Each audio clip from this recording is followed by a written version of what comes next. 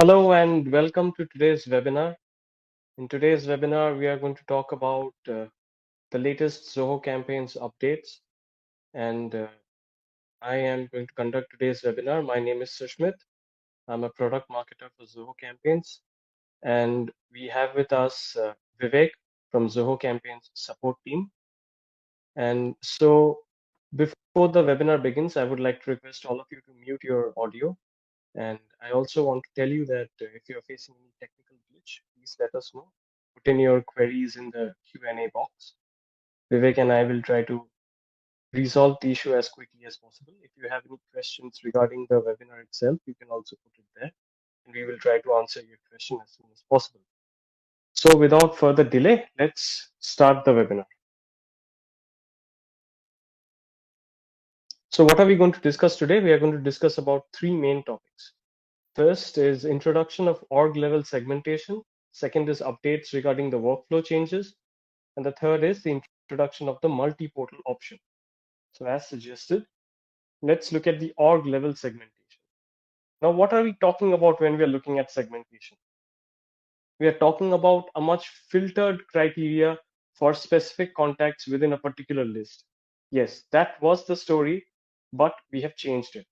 With our latest update, you can create segments irrespective of lists. You can create segments all across the account for any contact, irrespective of the person in a list. Like that person can be in a particular list. You needn't create a segment within the list. Now you can create a segment outside the list as well. You can go to the contacts option. From there, you can create segments. And let's say you want to create a segment or you want to create a bulk segment. It's based on your criteria.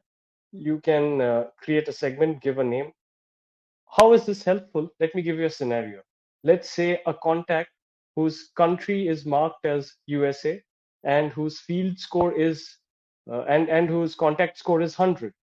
Now, having both the criteria all along the account, you will not have many contacts, but there will be a certain number of contacts that are spread across the accounts in different lists. Now, how do you bring them together? That is, you create a segment for them. You create a segment which is specifically going to accommodate these particular contacts, and you can do that now without being within a list. Like these contacts can be put in a segment outside the list. So it's all across the account. Will help you reach out to contacts more accurately, irrespective of different lists, as I told you. So that's org level segmentation. Let's go ahead with the workflow changes that we have. Now, at the very beginning, we are going to talk about all the things that are included in the workflow that have been added, the new updates. Then we will talk about the features that have been removed and why they have been removed. So first, we are going to talk about workflow updates, which are specific to triggers. We have added the enter a segment trigger, we have added the date field trigger, and we have updated our email action trigger. So let's take a look at workflows. Let's take a look at the very first one that we're going to talk about. That is enter a segment trigger. As we have already said that segments can now be created across the accounts, irrespective of lists. You can bring targeted groups of contacts more accurately in one segment and you can reach out to them. So what happens with enter a segment? Let's take a look at it. As said, you can select a segment, you can put in your criteria of contacts, and you can save it, and your workflow will be triggered. You can begin your workflow like this. Now, you already know that trigger is the step where a workflow is initiated, or it's the entry point for your contract, for your contacts to get into a workflow. Next, we have the date field trigger. Now, the date field trigger in a workflow is very similar to the date field autoresponder that we have in Zoho Campaigns. Let's take a look at it.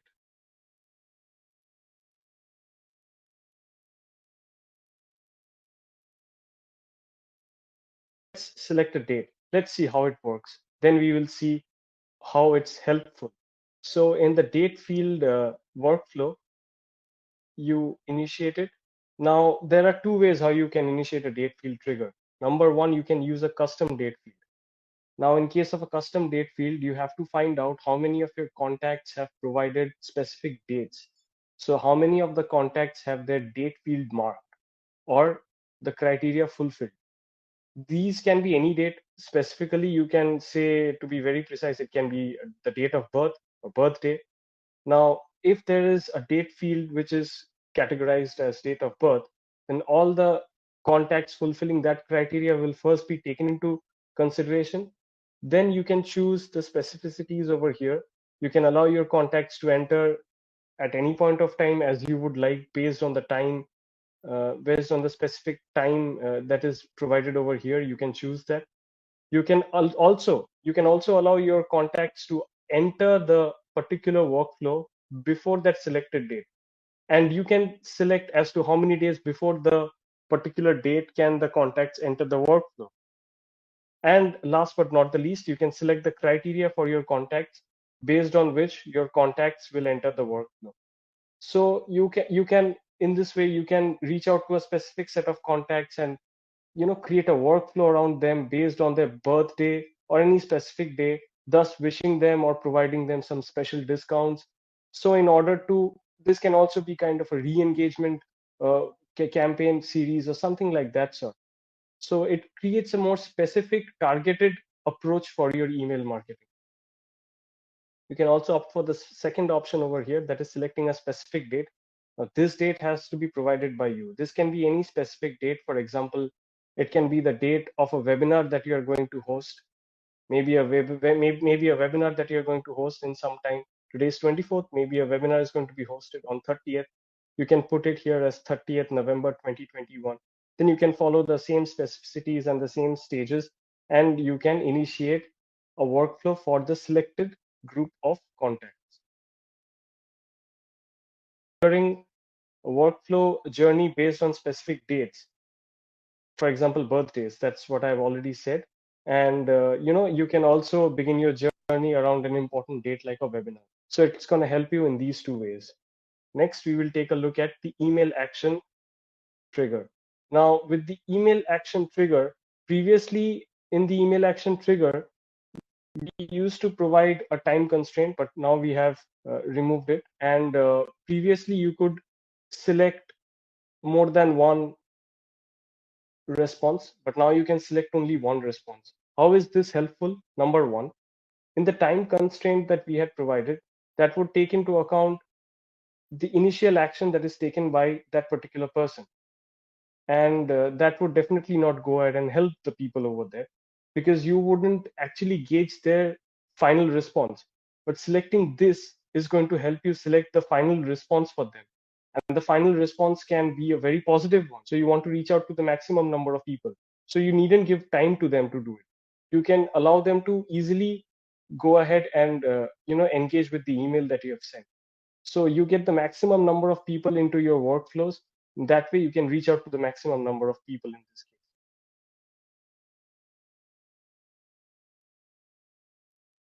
You can see this is, you can select only one response. It's a final response to determine the best path and the best way how you can take forward a particular workflow journey with a set of contacts. Next, we will look at the workflow updates which are specific to process. Now, process is the second stage, as you can see. In process, we have added the email activity over here. Now, this is the email activity process over here. Now, let's take a look at how it works. With the email activity, you can select an email from here. And with that email, you can select the specific response over here. As you can see, that you can gauge the interests and preferences of your contacts based on their behavior. So what happens is, let's say you select a particular action from here and you match it with the email that was sent to them. Now, let me give a scenario to you. Let's say you're sending out a set of webinar emails within a workflow. And what you do is, you remember that you had sent out a similar webinar email to them 2 months back. Now you select that particular email. Now that email was sent to 50 people, but this current workflow has 100 contacts. Among these 100 contacts, 50 of those contacts were the recipients of your previous email.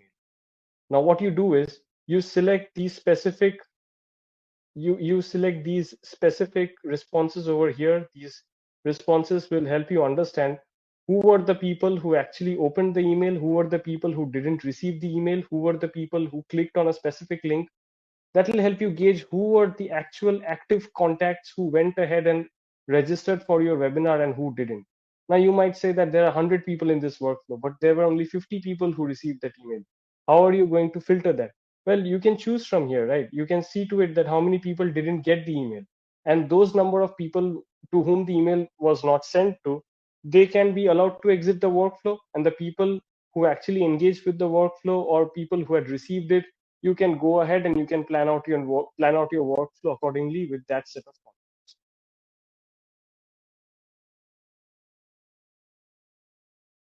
Next, we will look at the workflow updates, which are specific to actions. Now, when we are saying workflow updates specific to actions, we are talking about the third stage over here. The third stage talking about the specific actions that are here. So the first is subscription management.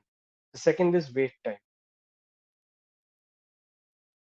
Subscription management, there's a specific thing that you can do. You can manage the subscription of topics or marking them as marketing and non-marketing contacts.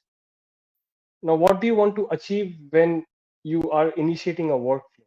When you're initiating a workflow, you want to understand what kind of contacts are required or needed or are aligned with the tastes and preferences of your contacts in your account.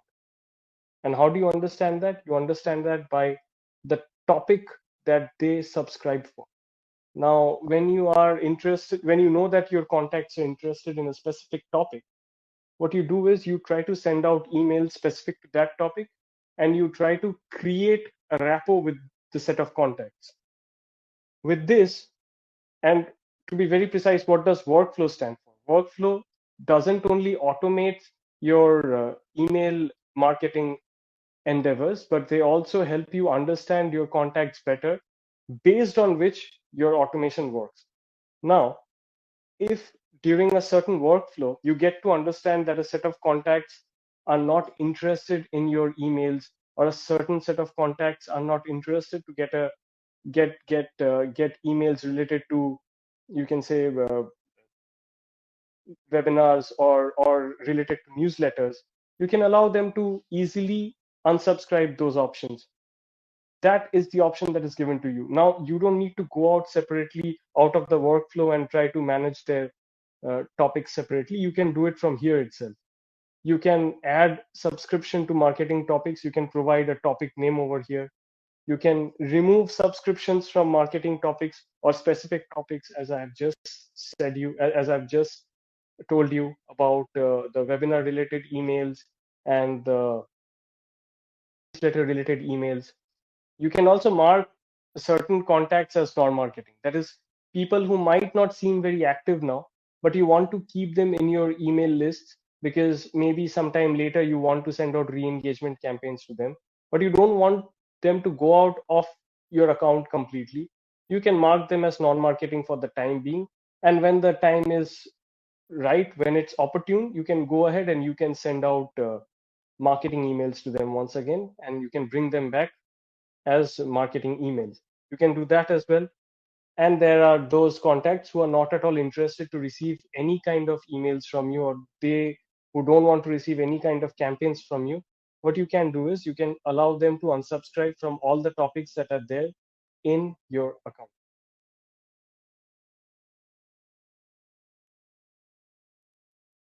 Next, we have wait time. A wait time previously existed, but it was called as wait option. So now what we have done is we have changed the UI of the wait feature over there. With a new update, you can pause your action. You can make your desired changes in the content or in the action that you want to make at the last moment of time, at the last point of time. This helps you to make less mistakes and plan your workflow in a more strategized manner. How you can do it is, let's take a look at the wait option. Here's the wait option. Let's check that. Okay. So once you have initiated the wait option, your action is paused for that period of time, and after that wait time, you can immediately resume the work, or you can pause it. When you're going to pause it, you can make corrections, changes to the next set of action that you're going to provide to your contacts. And along with that, what you can do is we have now provided you a specific, you can say, option to choose a time and a day of the week.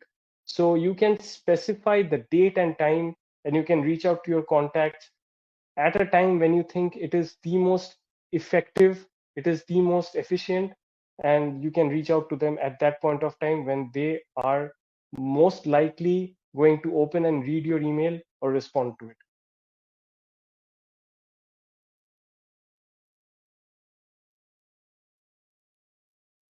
Now let's talk about the workflow updates that are in general that we have gone ahead with. First is the re-enrollment of contacts. Now, when we are talking about re-enrollment of contacts, we have to go to the settings option, and in the settings option, you can come across the re-enrollment of contacts. Now, you can choose the re-enrollment of contacts into the workflow from over here. There are the triggers that I have already used. It's an enter a segment or a date field. You can choose one. Now, what happens with re-enrollment of contacts? This is a very unique feature that we are providing. Previously, any and every contact who entered the workflow could go through the workflow only once, and that was it.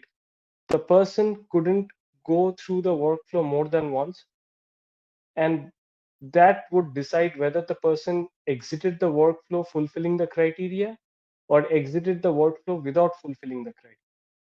What happens now is we are allowing you to let a contact enter a workflow once it has already exited. Now, the exit that has been made might have been made because of the person not being active or not responding properly and not fulfilling a criteria. Now, what you can do is you can create a secondary trigger, and you can mark and you can make the settings over here as allowing the re-enrollment of contacts. Now, simultaneously, if you send out email campaigns to them, and if they respond to the email campaigns and eventually get their criteria marked and their criteria updated, they can be allowed to enter the same workflow that they had exited priorly. What happens is previously with only, with previously with with the absence of re-enrollment feature, there was less chance that you can get maximum engagement from the maximum number of contacts, because the sphere of chance was not provided to them, or a second chance wasn't provided to them. This is kind of a second chance that you can say. Maybe a contact is inactive today, but the contact might be active in a day or two based on their response.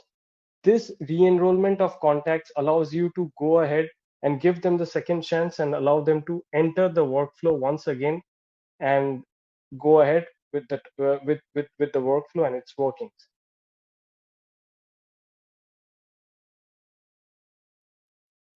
Next, we will look at specify criteria and allow only selected contacts to enter. Now, what happens with this is when you are going to specify a criteria, you are basically providing your contacts a goal. You're providing your contacts a workflow goal to go ahead and achieve. Now, when you're providing your contacts with a workflow goal to go ahead and achieve, what happens is if they fulfill a certain criteria, they automatically exit the workflow. Let's say the final objective of the workflow was that they will respond well and their contact score will be increased to 100. The moment they do so, and the moment their contact score increases to 100, they can go ahead and they will exit the workflow automatically.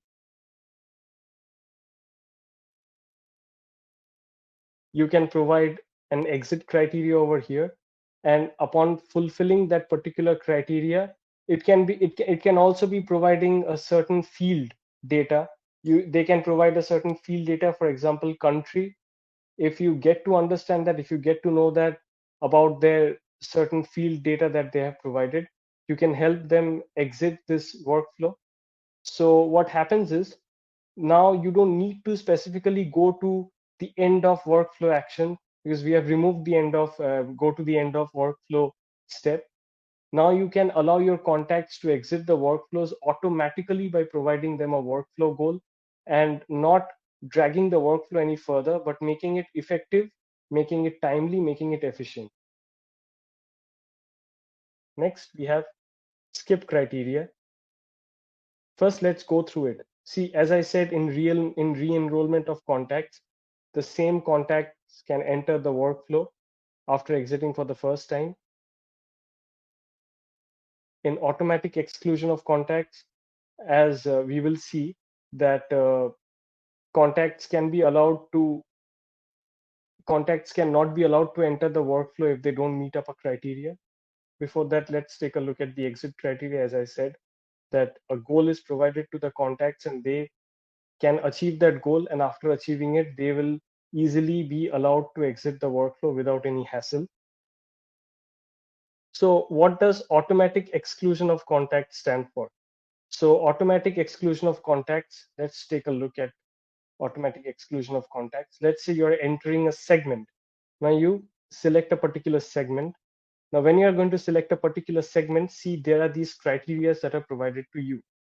You can allow your contacts to you can allow your existing and new contacts in the segment to enter the workflow, or you can allow only new contacts to enter the selected you can allow only the new contacts from the selected segment to enter the workflow, or you can allow only those existing contacts, and you can not allow the new contacts to enter the workflow. Based on this, based on the criteria that you provide, only a certain section of the people or the entire segment will be allowed to enter the workflow. This is the feature that will help you go ahead and reach out to the most active set of contacts, according to you, the most active set of contacts, and not unnecessarily bring in those contacts who needn't want to be included in the workflow.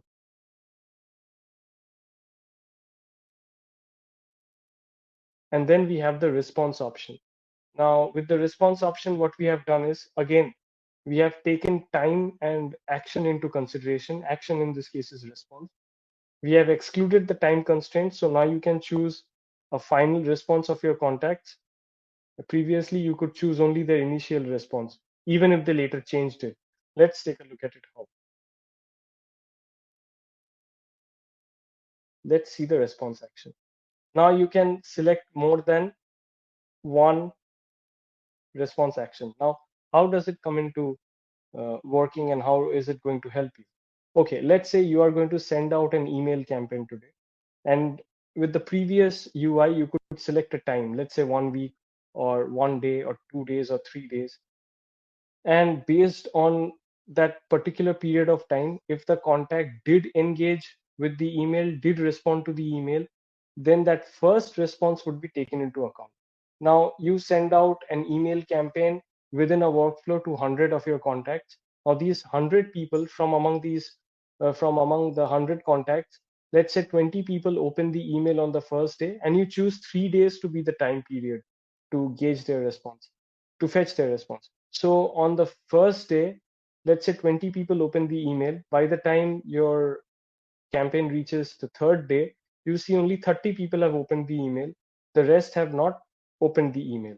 Now, what happens is you are compelled to create the workflows based on those 30 active contacts according to what you have received.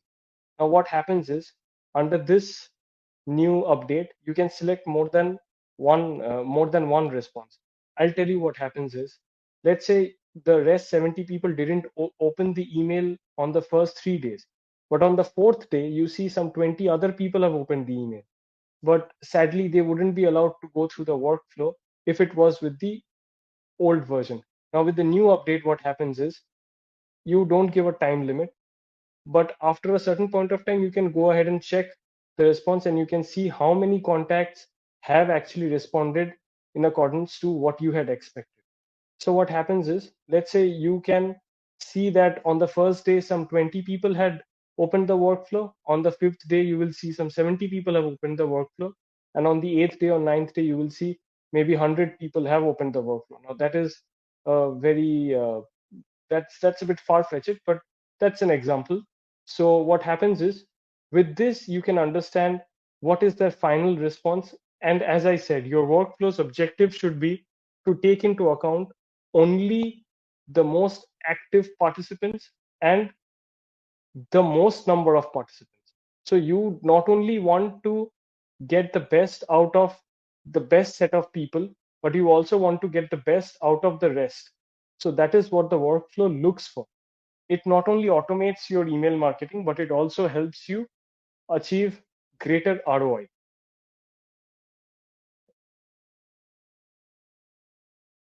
Now we'll talk about the features that we have removed. What have we removed? We have removed reminder loop. We have removed reminder loop because you can achieve the same function using our existing workflows, using our existing workflow features. You can go ahead and you can achieve that. We have removed three-way condition. We have removed move to end of workflow, as I have already talked about. Skip criteria we have removed, and end of workflow action category we have removed it. So all the current set of features that are provided here, they are not only they are not only good for maximum engagement, but they also help you achieve what the previous features, the remove features provided you, but in a much better way, in a more efficient manner. You can go ahead and uh, you can fetch the respective responses from your contacts, and you can have a better, more sustaining email marketing endeavor with these workflows. With this, we have come to the end of the workflow updates. Now we'll look at multi-portal. Now, when we are talking about multi-portal, we are talking about multiple portals that can be accessed. Now, previously, we didn't have this, but now what happens is we are providing the option of multi-portal. So let's say a user has been added, like a particular individual has been invited as a user to more than one account.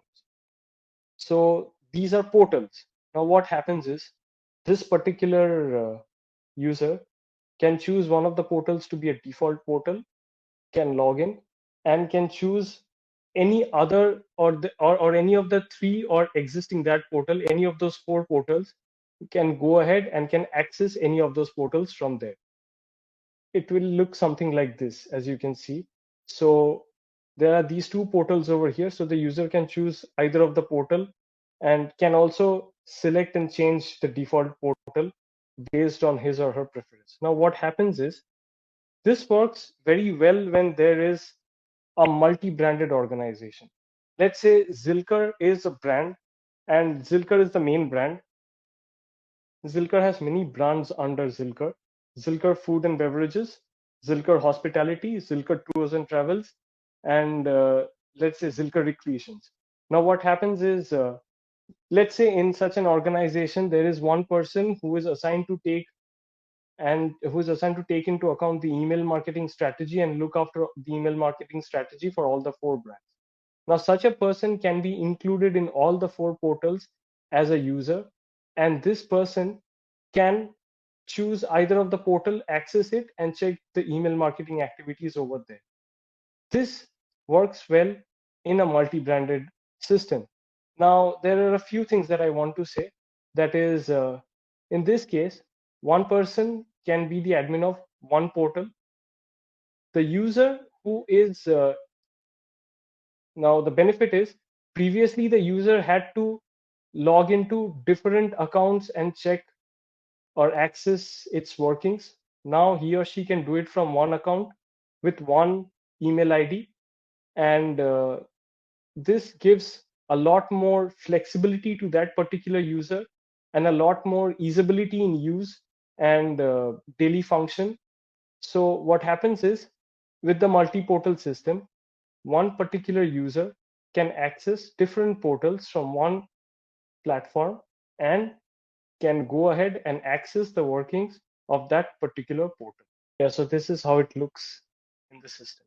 Once you put the credentials, you can choose, like if you're a user, you will be shown the portals that you're a part of, and from there you can choose the particular portal that you want to go, and you can do your settings in accordance to that. You can choose your default portal, and you can go ahead and access the particular. So with this, we have come to the end of today's session. I would like to say that you can write back to us. My name is Sushmit, so you can write to me at sushmit.s@zohocorp.com. You can also reach out to our support team at support@zohocampaigns.com. I would like to thank all of you for attending today's webinar.